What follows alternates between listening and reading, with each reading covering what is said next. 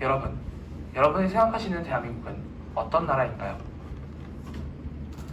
물론 사람에 따라서 그 대답이 다를 수 있겠지만 현재 우리 사회를 설명할 수 있는 가장 간결한 단어는 이것이라고 말씀드릴 수 있을 것 같습니다. 바로 해조선입니다. 우리 사회는 현재 수많은 갈등에 직면해 있습니다. 우리가 평소에도 쉽게 접할 수 있는 청년층과 노년층의 세대 갈등, 이제는 인터넷은 물론 사회 전반을 뜨겁게 데우고 있는 남성과 여성의 젠더 갈등, 수도권과 지방의 지역 갈등, 그리고 이제 뉴스에 빠지면 섭섭할 지경인 보수와 진보의 인형 갈등까지, 마치 우리 사회는 하나의 커다란 전쟁터 같아 보이기도 합니다. 이런 수많은 갈등과 대립들은 우리 사회를 결국 내 편 아니면 네 편이라는 흑백 논리에 젖어들게 만들었고, 이로 인해 우리 사회는 점점 더 각박해지고 있습니다. 오죽하면 일제의 일제의 대표적인 심리상한 중 하나였던 조선인들은 항상 분열하여 서로 당파를 만들고 서로 싸운다라는 당파성 논리, 정말 만든 것 같다는 이야기가 나올 정도가 되었을까요? 여기서 잠깐 멈춰서서 생각해봅시다. 우리 사회는 정말 협력과 공존, 개념된 사회인가? 우리 사회는 항상 분열하기만 했는가에 대해서 말이죠. 코리아 원더랜드, 참 이상한 나라 대한민국, 이것은 2010년 3월 17일 문화체육관광부 산하 해외문화 홍보원이 제작한 영상 제목입니다. 여러분께서는 이 제목의 의미를 한눈에 파악하실 수 있으신가요? 왜 사람들은 우리나라를 이상한 나라라고 부르는 것일까요? 우리는 바로 이 영상을 통해서 그 질문의 답을 찾아볼 수 있습니다. 영상의 내용은 다음과 같습니다.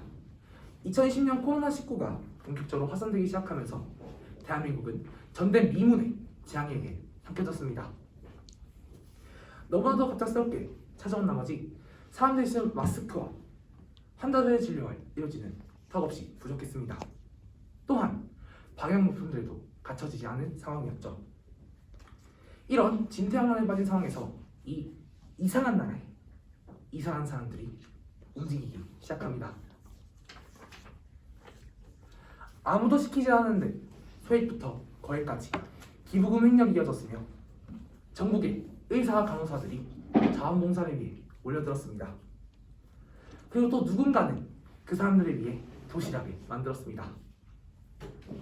또 어떤 사람은 전염병으로 힘들어하는 세입자를 위해 임대료를 깎아주기도 했죠. 마스크가 부족하다는 소식을 듣자 83세 할머니는 집에 있던 깃바랜 천으로 만든 약 20여 개의 마스크를 수줍게 전달하고는 사라졌습니다. 여러분들은 이제 왜 대한민국이 이상한 나라라고 불리는지 알아내셨나요? 그 이유는 바로 어려운 시기가 되면 공동체를 위해 팔을 걷어붙이는 이상한 나라의 국민성 때문입니다. 이 동영상은 유튜브에 게시된 지 2주도 채 되지 않아 조회수 200만 건 이상, 댓글은 세계 각지에서 1만 6천여 개가 달렸습니다. 그 중에서도 8만 1천여 개의 좋아요를 받은 이 댓글을 통해서 우리는 우리나라에서 일어난 이 모든 일들이 얼마나 대단한 일인지 체감할 수 있습니다. 따지고 보면 이 이상한 나라에서 이러한 이상한 일들은 이번 처음이 아닙니다. 이 이상한 나라에 이상한 사람들이 살아가는 방식은 항상 이래왔으니까요. 1997년 IMF 외환위기가 발생해 우리나라의 경제가 처참히 무너져 버릴 때, 모두가 가망이 없다고 고개를 내젓고 있을 때, 이 이상한 나라의 국민들은 집안 깊숙이 숨겨뒀던 금부치를 꺼내들고 나왔습니다. 쌓여가는 금부치들만큼 그 금부치에 담긴 사형들도 늘어났습니다. 결혼하지 얼마 안 된 신혼부부들은 자신들의 결혼반지를, 젊은 부부들은 갓 돌을 맞은 나이에 돌반지를, 늙은 노부부는 자식들이 사준 효도반지를 들고 나왔습니다. 이것이 바로 우리가 기억하고 있는 금모균형의 과정이었습니다. 금모균형이 끝난 시점, 전국에서 참여 인원은 약 350만여 명, 모임금은 약 227톤이었습니다. 금모으기 운동 이전에 대한민국의 국가 금 보유량은 약 10여 톤 정도였으므로 국가가 보유한 금의 양의 20배가 넘는 엄청난 양의 금이 모인 것이죠. 이는 금모으기 운동의 효용성이 뛰어나서라기보다는 국민들이 자발적으로 위기를 극복하려는 자세가 뛰어나는 것으로 국제사회에 비춰졌고, 외환위기를 맞은 대한민국에 다시 국제적인 시정도를 되찾는데 큰 도움이 되었다면 전문가들의 연구 결과가 있을 정도이니 이 금모으기 운동이 얼마나 대단한 일이었는지 느끼실 수 있을 거라고 생각합니다. 또 한 가지 더 예시를 들어보죠. 여러분, 만약에 여러분들의 책상에 물감이 쏟아졌다면 어떤 생각이 드시나요? 당연히 짜증나고 화가 나겠죠. 하지만 곧 여러분들은 그 기분을 가라앉히고 물감을 닦기 위해 걸레를 들고 와서 책상에 물감을 닦아내기 시작할 겁니다. 그럼 여기서 장소를 책상에서 바다, 쏟아진 것을 물감에서 기름으로 바꿔보죠. 이제 제가 하려는 얘기가 무엇인지 감이 잡히시는 분들이 있을 겁니다. 바로 태안 기름 유출 사고입니다. 사고 당시 발생한 기름 유출의 피해는 상상을 아득히 초월하는 수준이었습니다. 당시 유출된 기름의 양은 78,918배럴, 이를 리터로 변환하면 125만 4,070리터. 우리가 일상생활에서 주로 사용하는 2리터 생수병으로 무려 60만 병을 넘는 양입니다.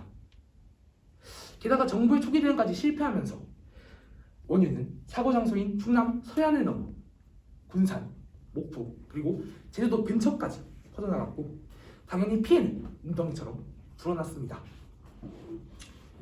추가 유출은 2일 만에 간신히 막아냈지만 이미 유출된 원유는 어쩔 도리가 없었습니다.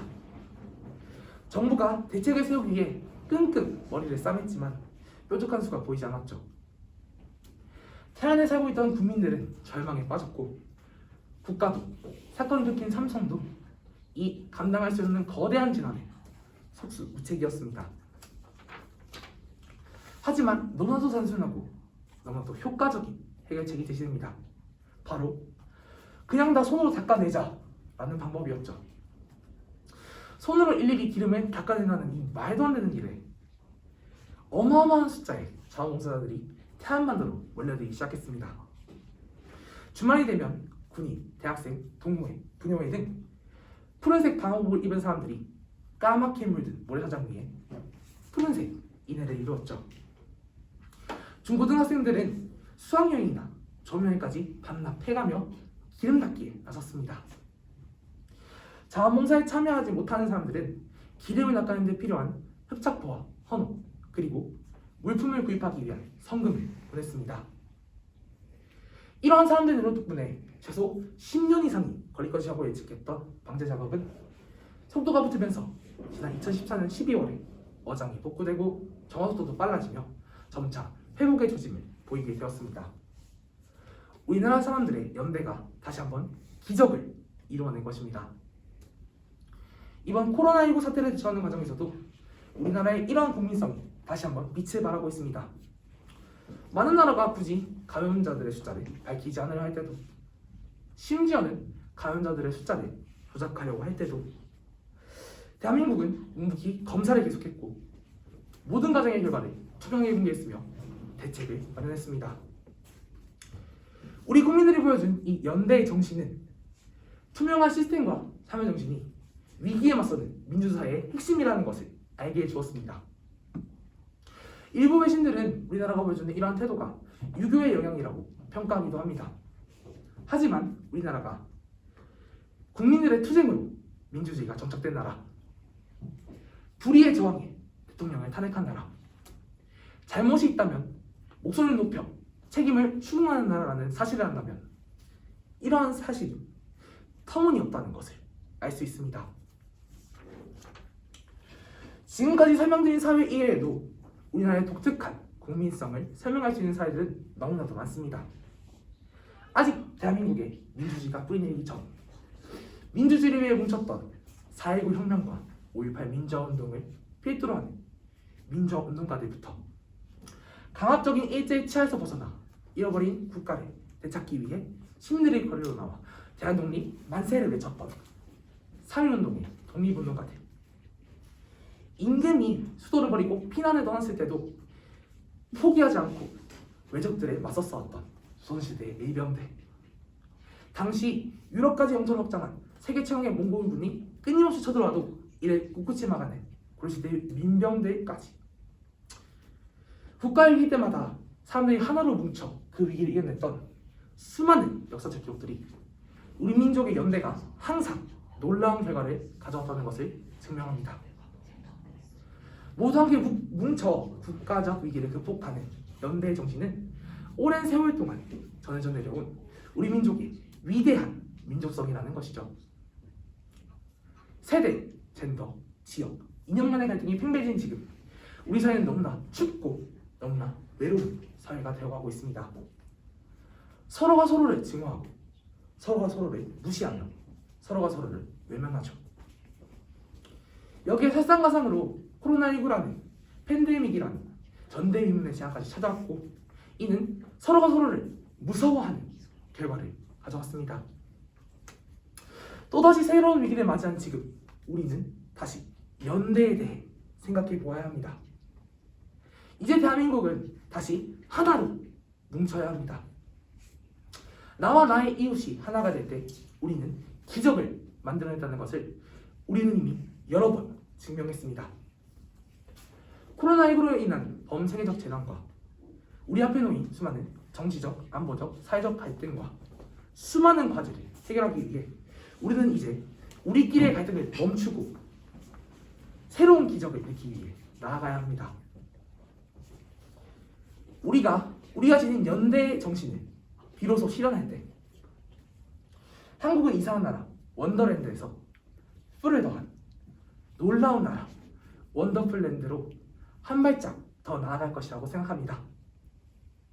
지금까지 들어주신 여러분 모두 감사합니다.